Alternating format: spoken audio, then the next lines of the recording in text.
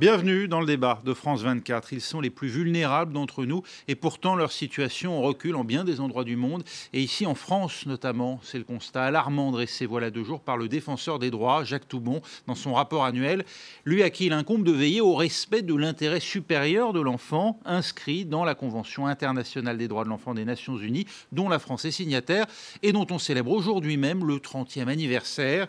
L'occasion de s'interroger sur la violence envers les mineurs, une violence dont l'État lui-même ne serait pas exempt, qu'il s'agisse de l'école, des services sociaux ou encore des établissements pénitentiaires pour mineurs. Y a-t-il une violence d'État envers les enfants? On en débat avec à mes côtés Pauline Bédon. Vous êtes directrice de la maison d'enfants à caractère social de Sannois dans le Val d'Oise qui dépend des apprentis d'Auteuil. Merci d'être avec nous. Constance Rivière, secrétaire générale du défenseur des droits, Jacques Toubon donc, et vous êtes l'auteur du roman Une fille sans histoire. C'est paru chez Stock, où ça va paraître plutôt. Ça vient de paraître, c'était au mois d'août, donc c'était dans le courant de l'été, même si ça n'a pas un lien direct avec notre débat. Xavier Iacobelli, vous êtes sénateur La République En Marche des Hauts-de-Seine et vous êtes à l'origine notamment de propositions sur la protection de l'enfance. On aura l'occasion de l'évoquer, ainsi d'ailleurs que les annonces faites aujourd'hui par le chef de l'État, Emmanuel Macron. Et puis enfin, Liès Loufoque, vous avez été vous-même enfant placé. Vous êtes auteur de Dans l'enfer des foyers. C'est paru chez Flammarion en 2014 déjà. Merci d'être avec nous et membre du Conseil national de la protection de l'enfance. On va d'ailleurs vous entendre tout de suite parce que c'est l'un des aspects effectivement du rapport rendu public donc lundi par le défenseur des droits Jacques Toubon. Il dénonce la violence dont sont victimes les enfants au sein même des institutions françaises et la Haute Autorité de Santé s'en était elle-même fait l'écho.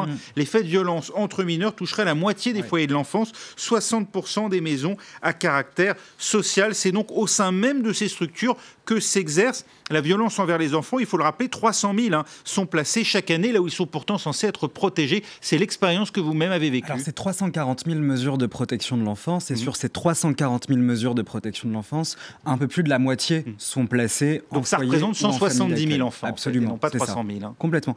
Moi, je me félicite vraiment du rapport du défenseur des droits qui a mis un focus majeur sur l'enquête qui avait été faite par la HAS sur les violences en institution, puisque depuis le début de l'année... La Haute Autorité de Santé. Donc, la Haute Autorité alors, de Santé. Il faut le dire, quand on s'intéresse au monde de l'enfant, il y a énormément d'acronymes. C'est vrai que c'est pas toujours facile de s'y retrouver.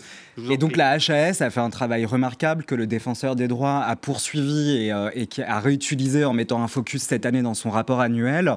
Et c'est génial parce que en fait, nous, c'est ce que nous ne cessons de dénoncer quotidiennement auprès des instances nationales, mais aussi auprès du secrétaire d'État. La parole se libère davantage aujourd'hui au niveau des enfants placés. Ils prennent beaucoup plus la parole qu'avant et les faits qu'ils y dévoilent sont absolument dramatiques. On parle d'enfants aujourd'hui qui sont dans des MEX, dans des foyers, qui sont victimes de violences physiques, morales, parfois sexuelles, entre enfants, mais aussi de par des professionnels sur des enfants. Et cette réalité-là qui émerge, en tout cas dans l'espace public et médiatique, elle est primordiale pour nous, pour notre dignité à la fois, parce que c'est aussi une reconnaissance de notre statut de victime. Nous ne sommes pas des menteurs. Ce que nous avons vécu, nous l'avons vécu. Une des plus grandes instances dans notre pays indépendante, qui est le défenseur des droits, le reconnaît. Et ça fait du bien. Voilà, je voulais le dire, ça fait vraiment du bien parce qu'on se bat depuis des années pour le faire reconnaître. Et la directrice d'une de ces maisons de l'enfance est avec nous, justement, Pauline Bédon. Bonjour. Vous êtes vous-même surprise par ce constat? Alors, surprise, oui, dans le sens où c'est n'est pas du tout ce que je vis dans la réalité de mon établissement, directrice de MEX, ni ce que j'allais dire quand je participe à des réunions de directeurs, d'apprentis d'Auteuil. Donc MEX pour maison d'enfants à caractère social. Donc qui accueille les enfants placés. Alors en revanche, qu'on s'entende bien, il y a des incidents, il y a des faits qu'on n'aimerait pas se voir produire. En revanche, on a une organisation, et ça il faudra en parler, tout un système, j'allais dire de la même manière qu'il y a des systèmes maltraitants, il y a des systèmes bien traitants ou qui favorisent la bien-traitance des enfants, qui pour moi sont en place et garantissent au maximum qu'on fasse du bien à ces enfants et qu'on tienne la promesse qu'on leur fait lors de leur admission. Vous-même, vous avez une connaissance totale je dirais, des antécédents des personnels qui travaillent au sein de votre maison? Alors, il y a une procédure propre à Apprentis d'Auteuil, mais qui est en plus demandée par le Val d'Oise, département dont je relève. Il y a systématiquement une demande de casier judiciaire numéro 3. Et puis, comme nous ne sommes pas habilités justice, nous nous référons au services du département à qui nous transmettons les informations sur les salariés et qui vérifient eux-mêmes les fameux casiers judiciaires numéro 2 qui sont ceux des infractions sexuelles. Mais j'allais dire, au-delà de ça, c'est dans les faits qui se passent, c'est dans la façon dont on organise les choses, avec des enfants, il faut le rappeler quand même, qui arrivent extrêmement abîmés, extrêmement malheureux pour certains d'entre eux de situations et qui ont vécu des choses très difficiles, qu'on va les prendre, qu'on va faire vivre en collectivité, ça c'est sûr. Il faut parler des locaux, il faut parler de l'encadrement et qu'on va essayer de leur apporter du mieux-être immédiatement, je vais dire, et puis de pouvoir se reconstruire. Et je dis toujours d'aller au maximum combler les trous dans la raquette pour qu'ils puissent devenir des adultes qui ne soient pas dans la fatalité de la reproduction sociale. Voilà. Et qu'eux-mêmes puissent devenir des hommes, nous on dit des hommes debout, mais en tout cas des personnes qui soient capables de faire des choix libres et le moins possible entachés de tout ce qu'ils ont vécu avant leur arrivée. Ces faits de violence que vous décrivez et que décrit votre institution, Constance Rivière, ils sont de quelle nature et ils sont le fait de qui ? Alors, l'objectif de ce rapport, c'était vraiment de s'intéresser aux violences qui sont produites dans, par ou un peu aux dépens des institutions publiques en général, de manière assez large. On ne parle pas seulement des institutions on évoquera d'ailleurs, de protection de l'enfance, on parle de l'école, on parle des hôpitaux, on parle des commissariats, on parle des centres de rétention administrative. Mais le sujet, c'est vraiment d'aller regarder comment les institutions publiques sont en capacité de répondre à des faits de violence des adultes envers les enfants, des faits de violence entre enfants, mais aussi de voir comment, et c'est un peu ce qui vient d'être dit, toute une série de mécanismes institutionnels peuvent indirectement créer de la violence, sans même que les auteurs n'en soient totalement conscients. C'est quand on finit par faire prévaloir toute une série d'impératifs, des impératifs gestionnaires, des impératifs budgétaires, sur l'intérêt supérieur de l'enfant. Et nous, en tant que défenseurs des droits, défenseurs des enfants, on dit une chose unique, c'est systématiquement replacer l'intérêt supérieur de l'enfant comme critère prioritaire d'une décision qui doit être prise par les pouvoirs publics. Pardonnez-moi, mais cette violence, elle est bien exercée par des individus, même si elle est le résultat de choix budgétaires contraints. Elle est les deux. Elle peut être exercée par des individus. Et donc, la question qu'on interroge, c'est la capacité des institutions publiques à répondre. Quand on a un dossier avec une élève qui est victime de violence par une directrice et qui, pendant des années et des années, a des parents qui vont faire des signalements, qui vont alerter les autorités et que ça met 4 ans, 5 ans, 6 ans avant qu'ait lieu la première sanction disciplinaire, c'est bien la directrice qui est l'auteur des violences. Mais nous, ce qui nous intéresse, on n'est pas la justice, on ne va pas aller s'attaquer aux individus. Nous, ce qui nous intéresse, c'est la manière dont l'institution, par la lenteur, par la non prise en compte de la parole de l'enfant, par ce qui était évoqué tout à l'heure, une mauvaise appréhension de choses qui sont pourtant dites avec des mots qui peuvent être des mots enfantins. On a des enfants qui nous saisissent ou pour lesquels on est saisi, qui ont 5 ans, 6 ans. Donc évidemment, la question, c'est comment est-ce que ces signaux-là peuvent être mieux appréhendés pour que des réponses appropriées soient prises le plus rapidement possible. Pardonnez-moi, pour qu'on essaie de bien comprendre, c'est lié d'après vous à une mauvaise formation des personnels ou tout simplement à un recrutement qui n'est pas adéquat? Mais c'est pas, on peut pas rejeter la faute sur tel ou tel. C'est toute une série de facteurs. Identifié quand même un certain nombre d'éléments. La question, c'est vraiment un changement de culture dans la société entière. Et donc, évidemment, il faut accompagner la formation des personnels. Ça fait partie du sujet. Mais il faut aussi leur donner les moyens de faire. Il faut qu'ils soient suffisamment nombreux. Il faut qu'ils puissent échanger quand il y a des difficultés. Il faut qu'ils aient ce temps-là. Et donc, en réalité, c'est de faire en sorte d'avoir une sorte de révolution copernicienne qui remettrait les droits de l'enfant à chaque fois qu'ils sont en cause dans des institutions publiques au cœur des décisions. Xavier Iacovelli, vous avez l'impression, vous, qu'on n'a pas suffisamment pris en compte justement ces besoins de l'enfant et alors on va venir quand même à cet élément parce que c'est un élément concret, s'agissant des personnels eux-mêmes, l'obligation dorénavant de consulter ce fichier judiciaire automatisé des auteurs d'infractions sexuelles ou violentes. Pourquoi a-t-on attendu aujourd'hui pour en arriver là ? Écoutez, déjà, moi, je pense que la question de la protection de l'enfance a été longtemps tabou. Moi-même, avant d'être parlementaire et avant d'avoir rencontré Lies Loufoque, je pensais que l'enfant qui était placé dans l'institution, pour moi, c'était déjà l'État et non pas les départements, alors qu'il faut bien répéter que c'est quand même les départements qui ont cette responsabilité. Pour moi, un enfant était protégé. Et en fait, on se rend compte au fur et à mesure, quand on gratte un petit peu, et il ne faut pas gratter très loin, que c'est à l'intérieur même de l'institution où les problèmes se posent, alors qu'on est censé les protéger. Donc je pense qu'il y a... Et ça, c'est grâce aussi, notamment, aux enfants placés. Ces problèmes viennent de l'institution elle-même ou Moi, je pense que ça vient parce que, en fait, c'est le parent pauvre de la protection sociale et des politiques sociales. C'est Laurence Rossignol qui le disait lors de sa loi de 2016, parce que ça ne rapporte aucune voix, la protection de l'enfance. Parce que dans les départements, la réalité, c'est que c'est le dernier budget, même si c'est 9 milliards à l'échelle de la France, c'est la dernière politique possible on met en place dans les départements. Ça veut dire quoi? Problème sanitaire, promiscuité, c'est quoi le manque d'équipement, manque d'infrastructures, manque de personnel, manque de suivi psychologique, manque de soins. Tout ça, c'est des réalités dans les territoires. Et moi, je l'ai découvert, c'est vrai qu'il y a 1 an, parce que ça fait 1 an, un peu plus d'1 an et demi que je me suis penché sur la question de la protection de l'enfance. Et c'est d'ailleurs pour ça que j'ai essayé de travailler de façon transpartisane sur des propositions qui pouvaient aller dans le bon sens. Et d'ailleurs, je sors, excusez-moi de vous le dire, mais je sors du Sénat à l'instant, et il y avait une proposition du groupe CRCE sur la création d'une délégation des droits de l'enfant pour créer cette délégation au Sénat, et la majorité sénatoriale LR a refusé cette délégation, a voté contre, sous prétexte qu'il y avait déjà trop de délégations au Sénat. On parle de délégation aux entreprises. Donc en gros, ces sénateurs n'en font pas une priorité. Et ben voilà, c'est symptomatique. Vous voulez réagir, Pauline Bédon? Alors, je voudrais réagir sur la question des moyens, où effectivement, la contrainte budgétaire oblige à faire un certain nombre de choix. Vous vous sentez démuni, vous?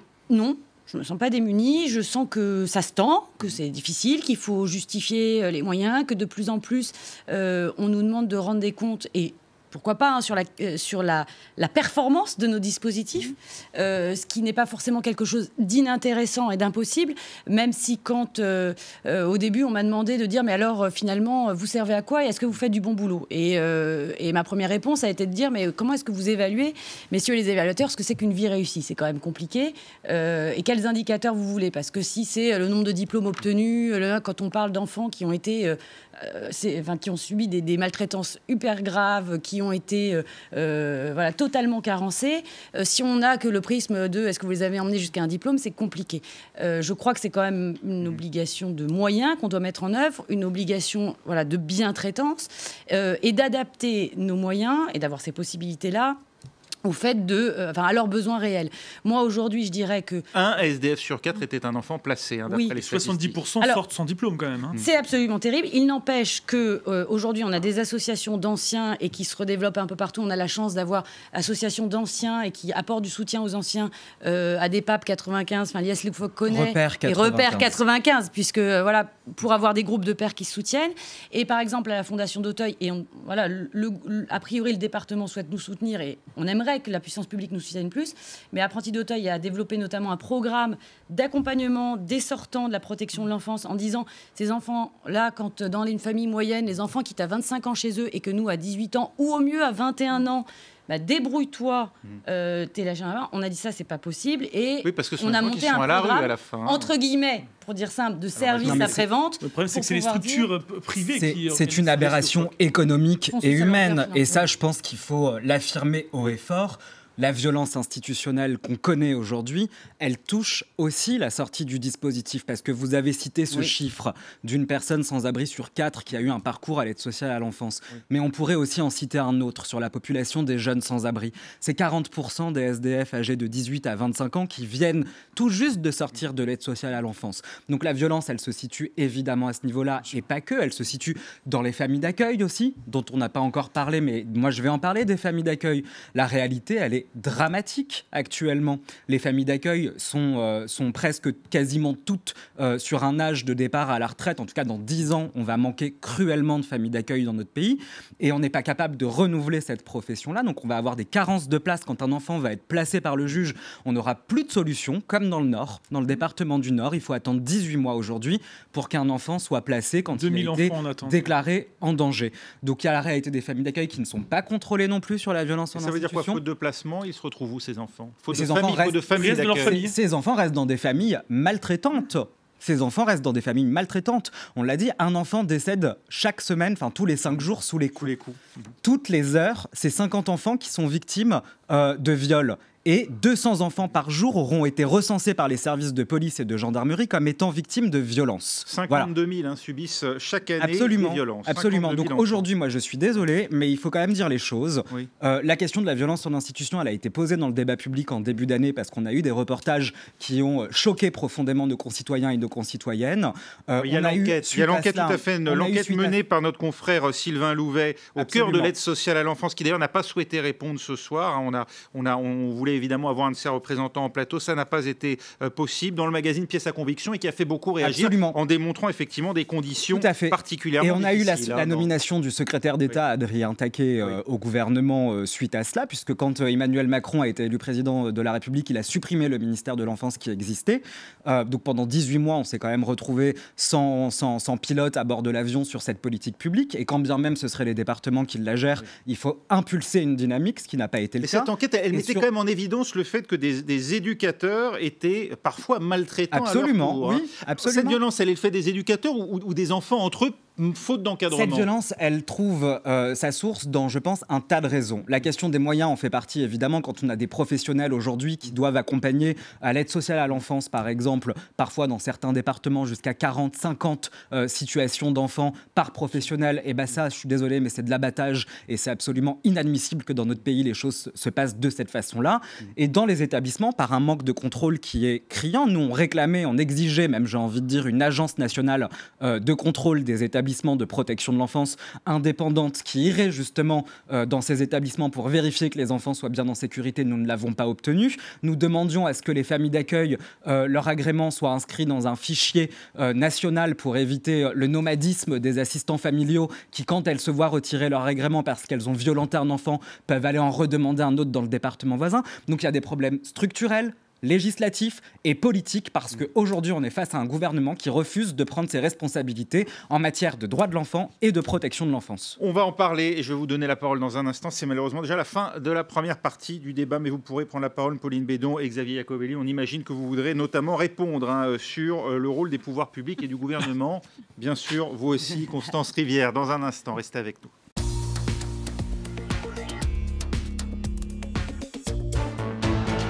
Et la journée internationale de l'enfance. Et donc aujourd'hui, on en parle toujours ici dans le débat avec à mes côtés Pauline Bédon, directrice de la maison d'enfants à caractère social de Sannois dans le Val d'Oise, qui relève des apprentis d'Auteuil. Merci à nouveau d'avoir accepté l'invitation, tout comme à vous. Constance Rivière, vous êtes secrétaire générale du Défenseur des droits. Jacques Toubon, également parmi nous, le sénateur La République affilié, rattaché à La République En Marche des Hauts-de-Seine. Xavier Iacovelli, à l'origine d'une proposition de loi sur la protection de l'enfance. Et on évoquera justement dans un instant les annonces faites aujourd'hui par Emmanuel Macron. Et puis enfin, Liès Loufoque, vous avez été vous-même placé, vous êtes auteur de Dans l'enfer des foyers, c'est paru chez Flammarion, et vous êtes membre du Conseil national de la protection de l'enfance. Le chef de l'État l'a donc annoncé aujourd'hui, une série de mesures pour venir en aide notamment aux enfants et lutter contre les mauvais traitements qui leur sont faits trop souvent. On va voir en images justement cette série de propositions. En France, on estime qu'un enfant meurt tous les 5 jours de la violence de ses parents. La violence faite aux enfants, un phénomène insuffisamment connu et dénoncé, qui doit mobiliser toute la société. Ce mardi, à l'UNESCO, Emmanuel Macron a présenté un plan de lutte qui s'étalera sur 3 ans. Au programme, 22 mesures et 6 objectifs pour renforcer la protection des enfants. Parmi ces annonces, la création d'une unité d'accueil pédiatrique par département, le renforcement du budget alloué au numéro d'urgence ou encore l'accompagnement post-traumatique. L'une des mesures phares du programme, la lutte contre la pédopornographie. Alors, ce que nous allons mettre en place maintenant est simple. La peine sera portée et durcie à 5 ans d'emprisonnement pour consultation d'images pédopornographiques, ce qui veut dire qu'il y aura une inscription automatique au fichier judiciaire national, le fameux FIJES, qui permet justement de recenser toutes ces personnes qui sont dangereuses. Pour lutter contre ces violences, il faut également renforcer la vigilance. Actuellement, seuls 5% des signalements aux services sociaux viennent des médecins, pourtant en contact régulier avec les enfants. Un chiffre qui s'explique par la peur de dénoncer à tort. Les violences faites aux enfants, exercées 8 fois sur 10 dans un cadre familial, sont le premier facteur de risque de tentative de suicide, d'addiction et de décrochage scolaire. Pauline Ménon, vous vouliez réagir juste avant ce reportage. Je voulais réagir parce que je trouve essentiel qu'on continue à s'insurger tant qu'il y a encore un enfant qui ira mal dans une institution, en tout cas qui sera mal pris en charge. En revanche... On ne parle pas donc là du cercle familial dont il était question dans ce reportage. Tout à fait. Parce qu'on venait de parler de ce qui se passait, ce qui relevait des institutions, quand tout d'un coup la puissance publique a dit voilà, je prends en charge cet enfant, je le retire du cadre familial, je le confie à une institution et on lui fait une promesse de bien s'occuper de lui, et en tout cas de le prendre tel qu'il est et de faire en sorte que ça aille mieux après qu'avant. Vraiment, quand même, je voudrais dire que ça fait 10 ans que je fais ce métier et que je venais du privé, que je pense que j'ai perdu l'équivalent de 50% du salaire auquel je pourrais prétendre si j'étais dans le secteur privé, et que je ne le ferais pas si j'étais pas convaincue que depuis 10 ans, on faisait du bien à ces enfants et que la plupart des enfants allaient mieux aujourd'hui, qu'on avait tenu majoritairement la promesse qu'on allait leur faire. Vous n'avez pas le sentiment d'être tombé chez les Thénardier, quoi, pour résumer. Absolument pas, et je suis admirative du boulot accompli par les éducateurs, parce qu'il faut se rendre compte aussi que les enfants qui ont été maltraités, sont des enfants très compliqués et dont il est parfois extrêmement compliqué. En revanche, il est vrai qu'un enfant maltraité ou dont les besoins ne sont pas couverts, ça recouvre un panel de mots qui sont très différents entre l'enfant maltraité physiquement, les carences psychiques, les parents malades, les mineurs non accompagnés qui arrivent sur le territoire français sans parents. Et aujourd'hui, les éducateurs, on peut les former, on peut plein de choses, ils ne peuvent pas tout remplacer. Et souvent, la maison d'enfants à caractère social, c'est le dernier maillon quand il n'y a plus de lit en pédopsychiatrie, quand il n'y a plus de place dans les instituts spécialisés. Et on a aussi quand même relevé qu'il y avait... On avait fait une petite enquête en interne aux apprentis d'Auteuil. Pas loin de 30% des jeunes qui étaient en maison d'enfants à caractère social qui relevaient aussi d'une prise en charge normalement handicap. 70 il faut combien de temps pour handicapés. être reconnu quand on monte un dossier? Il faut plus de 18 mois pour avoir cette reconnaissance. Ensuite, vous avez le droit normal à une place dans un institut spécialisé pour être scolarisé. Il n'y a pas de place. On a des enfants qui sont à cette frontière entre le social et le médico-social, qui ont besoin de prise en charge thérapeutique, où ils ont éclusé tous les dispositifs scolaires et le droit commun. Et aujourd'hui, je prends l'hôpital d'Aubonne, on parle aussi de l'hôpital qui va pas bien.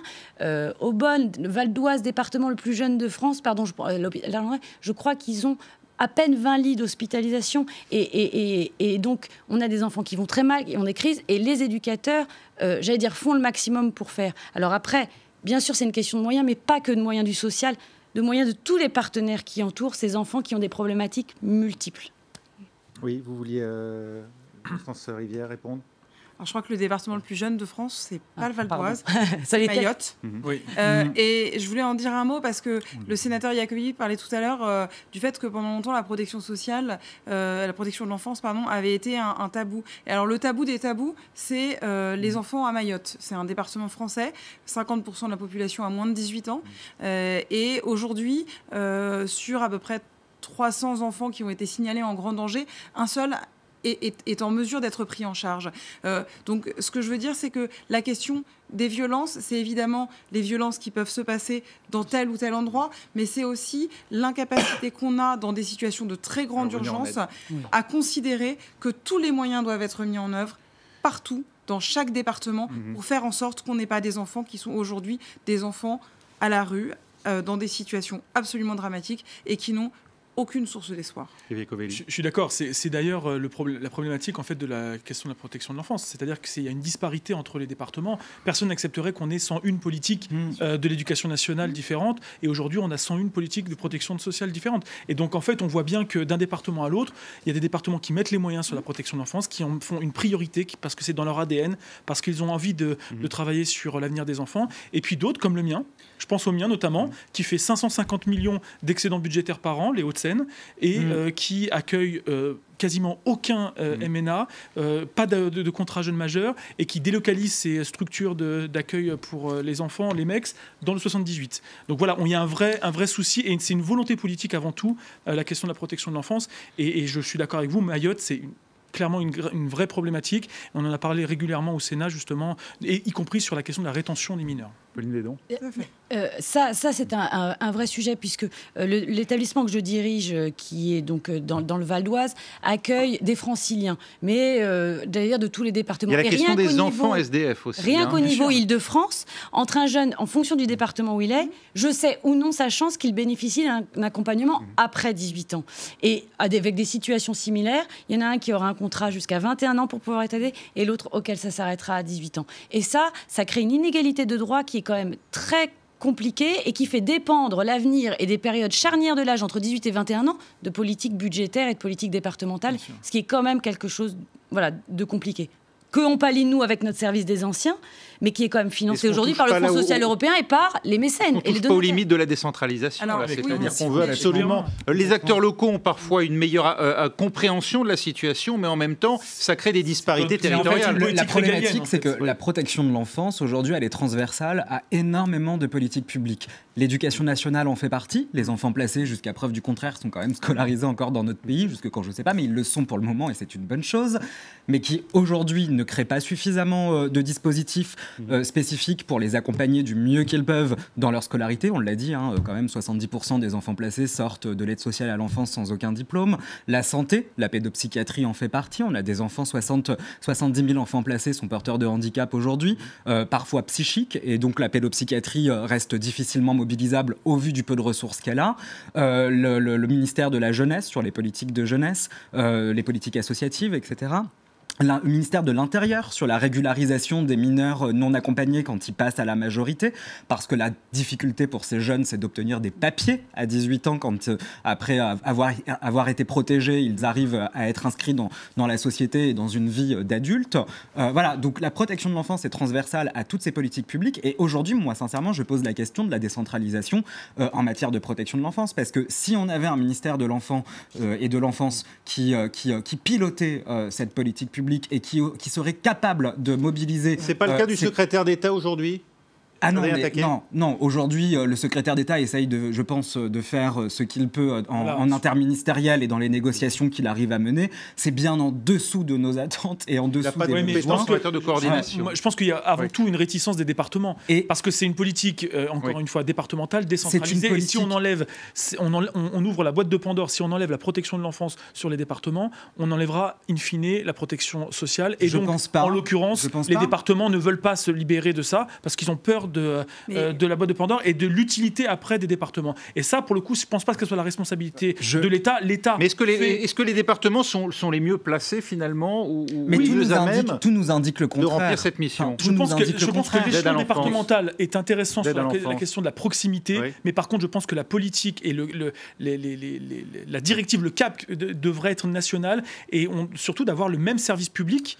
La problématique aujourd'hui, c'est que quand on fait voter une loi au Parlement, il faut prendre en considération que les départements, c'est le principe constitutionnel de libre administration des collectivités. La loi ne peut pas imposer tout aux départements. Donc il y a énormément de choses qui nécessiteraient d'être homogénéisées sur le territoire national et qui du coup doivent passer par des normes et parfois des normes législatives et qui ne sont pas possibles parce que les parlements ne peuvent pas voter un tas de dispositions qui permettraient d'avoir une égalité territoriale sur un tas de sujets. Et en protection de l'enfance, c'est flagrant. Constance Rivière, et puis on va avancer aussi sur les autres thèmes. Aujourd'hui, on fête les 30 ans de la Convention internationale des droits de l'enfant. Nous, le défenseur des droits, on est en charge de vérifier que la France l'applique. Oui, c'est pas le cas. Et la seule chose qu'on sait, c'est que l'obligation, elle repose sur la France comme État. Et après, la question n'est pas de savoir si c'est décentralisation ou pas décentralisation. Le constat, c'est qu'aujourd'hui, il y a des trous dans les informations. C'est à la France aussi de rechercher la bonne structure administrative pour pouvoir remplir cette mission. C'est de faire en sorte qu'il y ait un continuum dans la protection de l'enfance. Est-ce que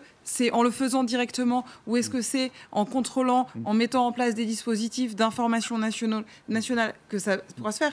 On n'a pas, d'une certaine manière, à en préjuger. Ce qui est sûr aujourd'hui, c'est que les situations les plus dramatiques, c'est systématiquement quand les acteurs ne communiquent pas entre eux et qu'on n'a pas une égalité de traitement de l'ensemble des enfants. C'est très intéressant ce que vous dites sur cette communication entre les acteurs de la protection de l'enfance, sortir des logiques de travail en silo, essayer de briser un peu les barrières, d'essayer d'avoir un langage commun sur ce dispositif. Mais on voit bien aussi aujourd'hui, et c'est là où je pense que les annonces d'Emmanuel Macron tout à l'heure sont intéressantes, on voit bien qu'il y a un décalage entre ce désir-là de décloisonner et les actions du gouvernement. Moi, j'ai appris il y a une semaine que le Conseil national de la protection de l'enfance allait être amené à disparaître l'année prochaine. Et c'est l'instance qui est rattachée au service du Premier ministre, on est rattaché au service du Premier ministre, et qui a pour but justement de co-construire une politique publique nationale en matière de protection de l'enfance. Pourquoi supprimer le poste de vice-présidente et de secrétaire générale pour empêcher qu'on se réunisse, pour empêcher les autosaisines, et pourquoi à terme supprimer le Conseil national de la protection de l'enfance si le but c'est de rendre homogène le dispositif? Moi je m'interroge vraiment sur la volonté du gouvernement sur cette politique publique. Parmi les nombreuses interpellations aujourd'hui, 35 ONG, dont d'ailleurs notamment derrière l'UNICEF, ATD Quart Monde et d'autres, interpellent le gouvernement ici en France. 8 mineurs sont morts dans la rue depuis le début de l'année, 700 enfants dorment dans la rue avec leurs parents à Paris, 20 000 mineurs vivent à l'hôtel en Île-de-France. Ils réclament de la part des pouvoirs publics un objectif 0 enfant à la rue d'ici 2022. Est-ce que ça vous semble possible ? Ça semble en tout cas nécessaire et pour le moins souhaitable, Xavier Iacovelli. C'est indispensable. Et c'est vrai que les annonces de Julien Denormandie sur la création de 14 000 places supplémentaires sur l'hébergement d'urgence, notamment pendant la période de l'hiver, vont dans ce sens-là. Après, le problème, c'est que les enfants SDF, ils ne sont pas SDF seulement l'hiver. Et donc, il faut aussi trouver une solution plus pérenne. On a des enfants SDF français, mais on a aussi beaucoup d'enfants MNA. Et donc, ou avec des familles d'ailleurs, pas forcément non accompagnées, mais aussi avec des familles. Et donc c'est cette solution, c'est cette question aussi de la migration qu'il faut pouvoir régler et en tout cas pouvoir les mettre à l'abri quand ils sont sur le territoire français. Réguler l'immigration, c'est un autre débat. Non, je pense que quand ils sont sur le territoire. Quand ils sont sur le territoire, c'est des enfants, ils doivent être protégés. Il y a beaucoup de mineurs migrants non accompagnés aussi, qui sont SDF. Mais qui sont de toute façon pris normalement, qui sont pris sous protection des départements. Sur ce qui touche aux enfants sans abri, c'est pareil. Je veux dire, on peut réclamer des moyens supplémentaires et il en faut indéniablement pour héberger tous ces enfants qui vivent dans les rues actuellement et qui du coup souffrent de graves traumatismes. Vivre dans la rue, c'est une violence immense. Moi, je m'interroge encore une fois. On a mis 1,5 milliard d'euros dans le service national universel. Quelles sont les priorités de ce gouvernement ? J'aimerais que les 1,5 milliard qui ont été annoncés pour le service national universel aillent dans ce qui touche à de l'urgence vitale. Sortir les enfants de la rue, c'est primordial. Et une société comme la nôtre qui ne le fait pas est une société criminelle. Pauline Bédon. Absolument vital. Je pense que c'est insupportable pour les gens qui habitent à Paris de voir qu'aujourd'hui, parfois, on se croit dans les rues de pays du Sud avec des enfants qui mendient. C'est absolument insupportable. Néanmoins, j'aimerais apporter une nuance à la facilité de dire, en fait, ça serait des places et des budgets. Il faut se rendre compte à quel point il y a aussi des choses très difficiles et on lutte aussi contre des gens très cyniques qui se jouent de ça et qui utilisent ces enfants. Il y a pour la mendicité qui entretiennent une forme de trafic. Tout à fait, d'enfants qu'on drogue, qui sont très difficilement atteignables et qui, quand ils arrivent dans les institutions, aussi, il ne faut pas, partent en 24 heures, parce que happés par des réseaux, etc. Et donc la lutte contre ces réseaux, la lutte contre cette import de main-d'œuvre mineure pour commettre des délits, parce qu'elle est essentielle. Et nous, la Fondation Apprentis d'Auteuil, nous avions été sollicités à un moment donné pour prêter main forte sur tous ces mineurs qui se retrouvaient dans le 18e, dans le 20e, qui était une vraie problématique de délinquance et qui laisse, j'allais dire...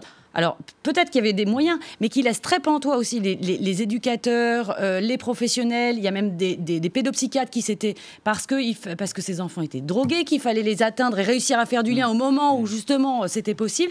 Et réussir à être plus fort que ces passeurs, que ces gens mafieux, pour les convaincre, entre guillemets, de venir en institution. Donc, bien sûr, il y a une question de moyens et de place. Et moi, j'ai sans cesse des appels. Le vendredi, SOS, est-ce que vous avez une place alors que vous êtes déjà à plus 2 en activité ? Donc, évidemment, ne pas fermer de place, avoir des pleines places, mais en plus, organiser la lutte et se donner les moyens pour permettre à ces enfants de s'inscrire dans des endroits de protection. Des acteurs. Moi, je pense qu'il faut créer des vraies structures de soins. Aujourd'hui, il faut peut-être repenser aussi le modèle de nos établissements quand on parle de ces enfants-là. Il y a eu des choses sur le soin très intéressantes.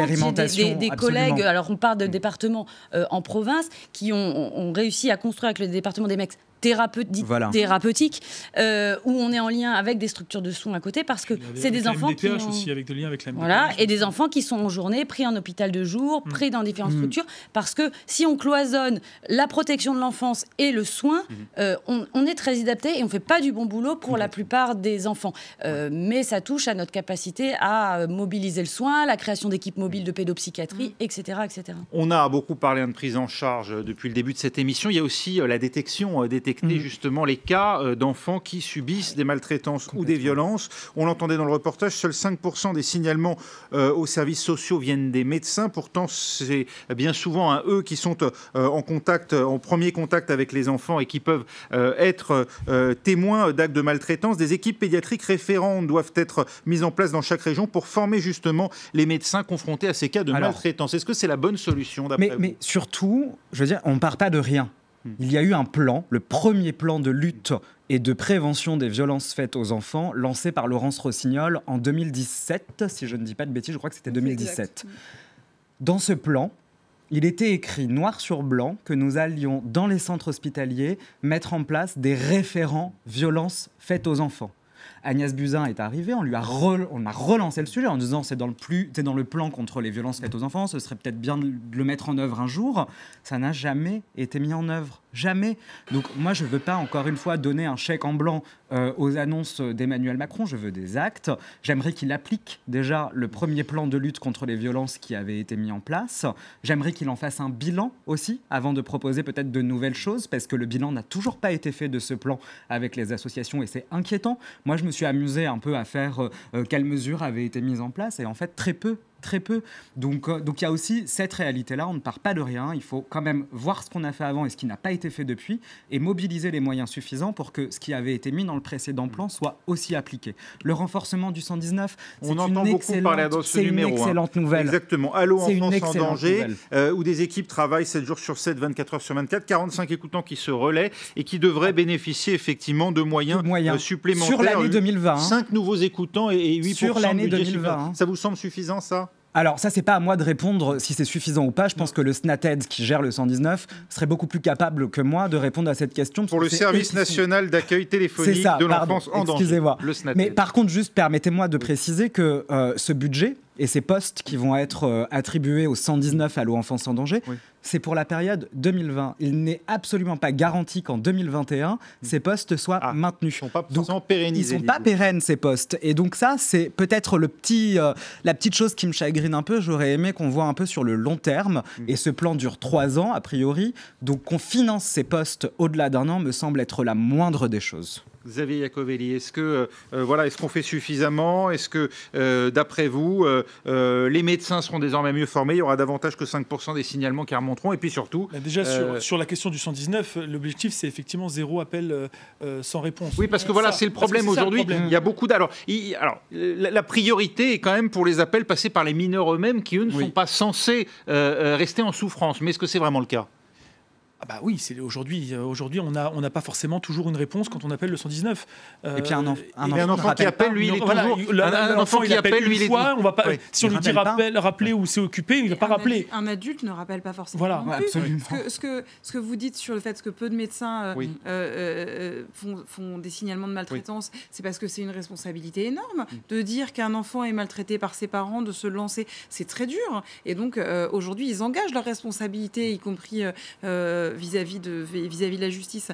Donc la question, c'est aussi comment est-ce qu'on fait pour accompagner, pour faire en sorte qu'ils puissent, sans prendre de risques, en étant accompagnés, en ayant la capacité d'échanger avec d'autres, signaler ces maltraitances. Il faut à la fois libérer la parole des enfants et former les adultes à pouvoir récupérer cette parole. Parce que c'est aussi ça le problème, c'est que quelles que soient les structures, qu'elles soient scolaires, associatives, périscolaires ou les voisins, voilà, je pense que les mentalités sont en train de changer aussi. On voit bien qu'il y a une sensibilisation de la population qui, du coup, s'intéresse aussi à ces questions-là. Et donc, je pense que la parole libérée des anciens enfants placés a permis justement de mobiliser ces acteurs. Et je pense que les Français, maintenant, vont pouvoir se saisir de ce sujet. Mais je pense qu'il faut à la fois libérer la parole et former tous ceux qui reçoivent. Et savoir écouter les enfants. Il y a le très beau téléfilm La Maladroite qui est passé sur France 3 hier, qui retrace le dossier tragique de la petite Marina, sur lequel nous on avait fait une enquête extrêmement longue. Rappeler en quelques mots, montre bien que les enfants ne disent pas forcément les violences qu'ils subissent. Et donc la question, c'est comment est-ce qu'aussi on arrive à déceler derrière des silences, derrière des sourires, des drames qui sont enfouis par les enfants qui souvent veulent protéger leurs parents. Et puis surtout protéger aussi le parent protecteur. Parce que quand on parle de violence faite aux enfants, on oublie aussi d'aborder souvent le parent qui essaye tant bien que mal aussi de saisir les autorités et de protéger son enfant. Moi, j'ai entendu une proposition qui m'a profondément choqué et révolté. C'est celle du retrait de l'autorité parentale en cas de féminicide. Depuis quand on doit retirer l'autorité parentale à un parent violent, meurtrier, uniquement que quand la femme a été assassinée? Il faut retirer l'autorité parentale dès la révélation des violences, en tout cas la suspendre au minima le temps de l'enquête. Voilà. Alors, l'autorité parentale, quand ça a été annoncé, je pense que beaucoup d'associations féministes, beaucoup d'associations de protection de l'enfance ont été scandalisées à juste titre, et j'espère du fond du cœur que le gouvernement, dans la prochaine proposition de loi qu'il déposera sur ce sujet-là, fasse correctement son travail et permette le retrait de l'autorité parentale avant le meurtre d'une femme. Même si la loi le permet, d'ailleurs. La loi permet le retrait de l'autorité parentale avant. De faire eux-mêmes l'objet de violences, les enfants sont souvent témoins de violences qui sont victimes. Ils ne sont pas témoins. Ils sont victimes. Si je peux me permettre, dans les raisons qui ont été évoquées et que je partage largement de manque de signalement et pourquoi est-ce que les gens ne remontent pas, je pense aussi que malgré tout, à la fois il faut qu'on dénonce ce qui va mal, comment il faut progresser, mais un des risques, c'est de ne donner qu'une mauvaise image de la protection de l'enfance, et du coup se dire bah oui, ok, je vais dénoncer, mais en fait c'est pour l'envoyer dans un truc absolument atroce, voilà, et que on a aussi besoin de donner de la visibilité à toutes nos belles histoires et à tout ce qu'on fait bien, vraiment pour contrebalancer, notamment pour cette raison et pour encourager, ce qui ne veut pas dire de s'attaquer à l'autre problème. Et ce que je trouve quand même intéressant, j'apporte les lueurs d'espoir, c'est que dans la représentation de beaucoup de gens, c'est quand même terrible. Oui, cet enfant, il y a des difficultés dans la famille, mais quand même, s'il est placé, on va le couper de l'enfant. Et là, j'ai une demande d'admission pour une petite fille, abusée, etc. Violée, 13 ans, mais pas violée. abusée. Elle ne...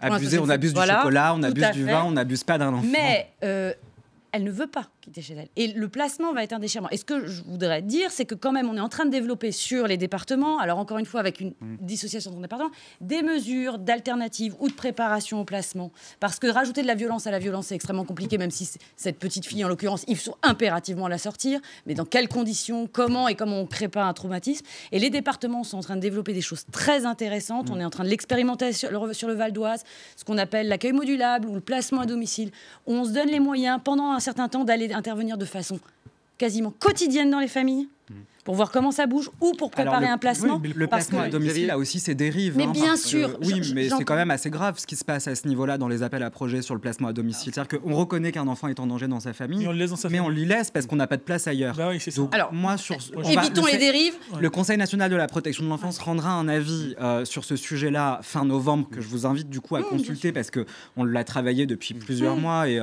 on a nourri une vraie expertise autour de ce sujet. Donc on le rendra public en temps et en heure à la fin du mois de novembre. Mais vraiment, j'insiste, le placement à domicile aujourd'hui doit être excessivement contrôlé. Il y a des solutions alternatives. Et peut-être repensé aussi. Oui. Il y a des solutions alternatives où plutôt que le placement, c'est aussi l'enfant qui peut venir une journée, une soirée par semaine. C'est des relais des relais. Et ça, je pense qu'il y a des expérimentations qui datent parfois de plus de 30 ans. C'est le cas d'ailleurs à Caen. Mais moi, je voulais aussi dire que effectivement, la protection de l'enfance, elle protège encore les enfants. Donc effectivement, il y a des dérives. Mais heureusement qu'on a encore la protection de l'enfance. Il ne faut pas faire une généralité, mais il faut absolument signaler. Il faut toujours sortir les enfants de la violence dans laquelle ils se trouvent. Et signaler même en cas d'inquiétude ou de doute. On peut ne pas avoir de certitude. C'est le rôle ensuite des pouvoirs publics d'enquêter. Merci beaucoup, Lies Loufoque. Merci également à Pauline Bédon, à Constance Rivière et à Xavier Iacovelli.